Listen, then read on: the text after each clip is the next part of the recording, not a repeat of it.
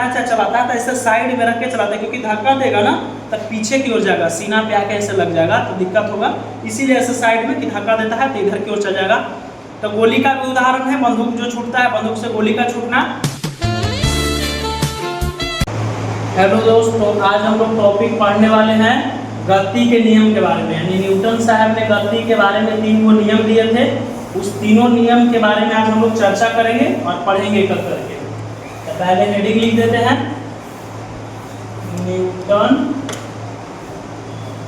Newton के गति नियम। न्यूटन साहब ने 3 को गति नियम दिए थे, प्रथम, द्वितीय, तृतीय का नियम है। यानी न्यूटन का गति के कितने नियम है लिखेंगे पहले,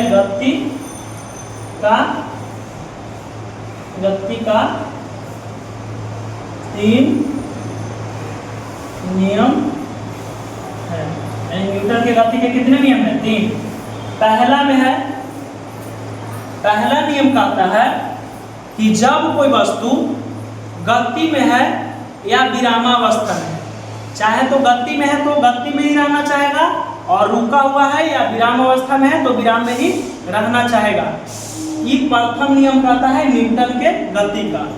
यानी जो वस्तु रुका हुआ है तो रुका हुआ ही रहना चाहेगा, और गति में है तो गति में ही रहना चाहेगा, जब तक कि उसमें कोई बाहरी बल कार्य ना करे, तब तक वह जो वस्तु है सो वही स्थिति अपना बनाए रखना चाहती है। ये गति का प्रथम नियम था। और गति के प्रथम नियम को एक चीज और बोलते हैं, जड़त्व का भी नियम बोलते हैं इसको।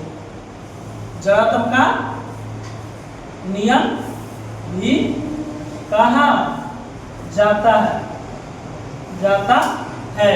प्रथम नियम को और किस नाम से जाना जाता है? जड़त्व के नियम से।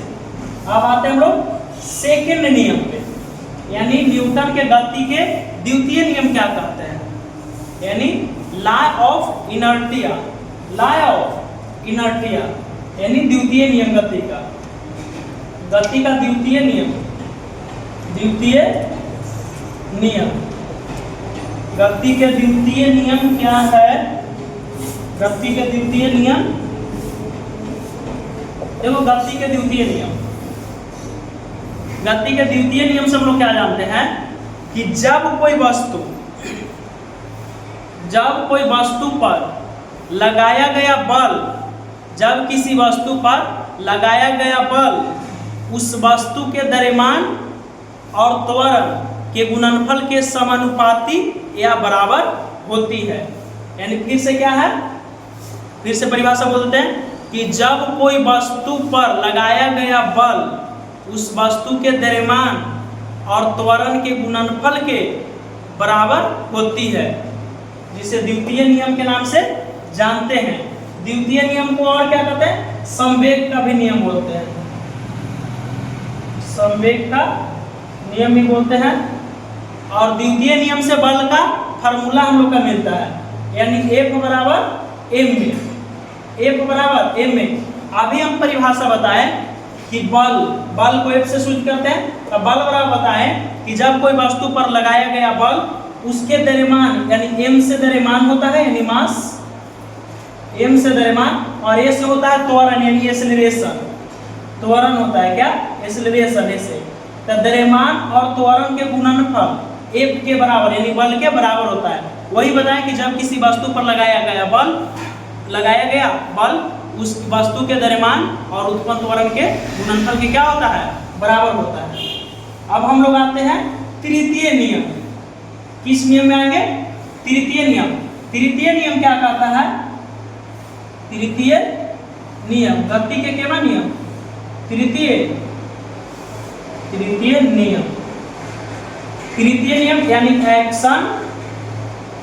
Action reaction law. तृतीय नियम के मतलब, तृतीय नियम क्या कहना चाहता है गति का कि जब किसी वस्तु पर क्रिया की, यानी क्रिया के बदल प्रतिक्रिया बल लगेगा। अगर हम किसी को एक थप मारे तो वो भी हमको एक थप मारेगा, यानी क्रिया के बदल प्रतिक्रिया। अगर उसको हम टेले तो भी हमको टेलेगा, अगर हम 5 न्यूटन बल लगा के टेले तो भी हमको 5 न्यूटन बल के साथ ही टेलेगा, और भी विपरीत दिशा में। किस दिशा में कार्य करता है?